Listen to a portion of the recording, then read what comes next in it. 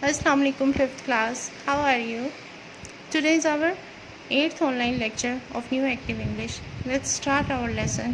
Now open your books and go to the page number 8. हम लोगों की revision exercises ख़त्म हो गई हैं. आज हम शुरू कर रहे हैं अपना we are going to start our unit number 1 and our topic is adverbials after to be. Before I start my lecture, it's my humble request to all of you, please listen to me carefully and be active and be attentive.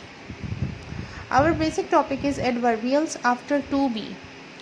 First of all, I am going to define that what are adverbials. Adverbials क्या हैं? Adverbials are the words that are used to give more information about the verb. ठीक है. Adverbial वो अल्फाज हैं जो हमें verb के बारे में मज़ीद इन्फॉर्मेशन देते हैं. और यहाँ पर एडवर्बियल के सेंटेंस में सिंपल आप ये पहचान कर लें कि प्रपोजिशन यूज़ होती है और प्रपोजिशन के बाद प्रपोजिशन क्या है? Preposition on, in, under etcetera. Preposition के बाद हाउ, व्हेन और वेयर का आंसर होता है. हाउ, व्हेन और वेयर. हाउ कैसे, व्हेन टाइम को रिप्रेजेंट कर देगा, वेयर प्लेस को रिप्रेजेंट कर देगा. प्रपोजिशन के बाद हाउ, व्हेन और वेयर का आंसर आ जाता है एडवर्बियल्स में, एडवर्बियल सेंटेंसेस में. आफ्टर टू बी, अब यहाँ पर टू बी रिप्रेजेंट करेगा फर्स्ट जो प्रेजेंट टेंस को, हेल्पिंग वर्ब्स, प्रेजेंट टेंस के हेल्पिंग वर्ब जैसे इज़, एम, आर, या फिर इसमें आ जाते हैं वॉज और वर. ठीक है. एडवर्बियल्स क्या है? एडवर्बियल्स में आ जाता है प्रपोजिशन के बाद हाउ, व्हेन एंड वेयर का आंसर. और आफ्टर टू बी रिप्रेजेंट कर रहा है is, am, are helping verbs को, प्रेजेंट हेल्पिंग वर्ब को, और पास्ट में वॉज और वर आ जाते हैं. आज का हमारा बेसिक टॉपिक यही था. Now look at the pictures and read. Try to remember the picture. Pictures की तरफ देखिए और पढ़िए और इन पिक्चर्स को याद रखने की कोशिश कीजिए. Look at the picture number 1. Look at the first picture. Look at the first picture. What can you see? आप क्या देख सकते हो? A policeman is on duty. A policeman is on duty. कहाँ पर है जी? ये है पुलिसमैन. अब ये देखें, a policeman is on helping to be represent मैंने आपको कहा था किसको कर रहा है? इज़, एम, आर को. टू बी और ऑन आ गई प्रपोजिशन, ड्यूटी, वेयर का आंसर आ गया. कहाँ पर है? Police. Where is the policeman? A policeman is on duty. After to be, after to be represent कर रहा is, am, are present helping verbs को. और एडवर्बियल्स हैं, एडवर्बियल्स में आ जाता है प्रपोजिशन के बाद, प्रपोजिशन आ गई ऑन और वेयर का आंसर आ गया साथ में. अब policeman is on duty, policeman duty पर है. A boy is on a bicycle, एक लड़का बाइसिकल पर है. Where is a boy? Here. A boy is on bicycle. Is first वो क्या? Present helping verb, on preposition, where is a boy, where का answer आ गया बाइसिकल, ऑन अ बाइसिकल. कहाँ पर है? On a bicycle. He is in hurry, बच्चा जल्दी में है. हिज लेसन इज़ एट 8:30, उसका लेसन कब शुरू होना है? 8:30 बजे. ही इज़ वेरी लेट, उसको देर हो रही है. हिज हेड इज़ डाउन, उसका सर नीचे है. He can not see the policeman, वो पुलिसमैन को नहीं देख सकता. The policeman's hand is up, policeman का हाथ ऊपर है. But the boy is not stopping, लेकिन लड़का रुक नहीं रहा. A car is on the road, car road पर है. The boy will hit the car, लड़के की गाड़ी से टक्कर हो जाएगी. साथ ही फ्यूचर टेंस में है. ठीक है. यहाँ पर टक्कर हो जाएगी. A women is on the pavement, pavement पैदल चलने वालों के लिए जो रास्ता होता है. ठीक है. वुमेन पेवमेंट पर है. She is shouting to the boy, वो लड़के पर चिल्ला रही है. But he doesn't hear her, लेकिन वो उसको नहीं सुनता है. Now look at the picture number 2. Now what can you see? Topic है द एक्सीडेंट. तो यहाँ पर अब क्या हो जाएगा? Accident. Now look at the picture number 2 carefully. What can you see? आप क्या देख सकते हो? The boy is not on the bicycle. लड़का साइकिल पर नहीं है. He is on the ground. वो ग्राउंड पर, फर्श पर, ज़मीन पर है. The bicycle is on the ground too. Bicycle भी ग्राउंड पर है. It's on its side. वो उसके साथ है. The door of the car is open. गाड़ी का दरवाज़ा खुला है. The driver is not in the car. Driver गाड़ी में नहीं है.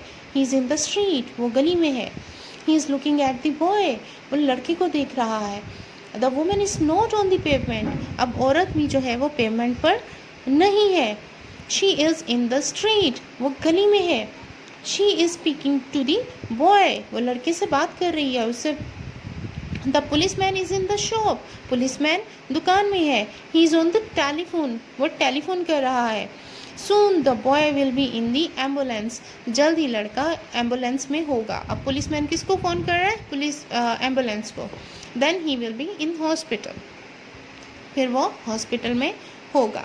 ये पिक्चर थी, पिक्चर नंबर 1 थी. और ये इसके बाद क्या हुआ? What is going to be happen after this accident? ठीक है, स्टोरी बताई. पहले इस पिक्चर को डिस्क्राइब कर दिया, फिर उन्होंने इस पिक्चर को डिस्क्राइब कर दिया. Now come on the page number 9.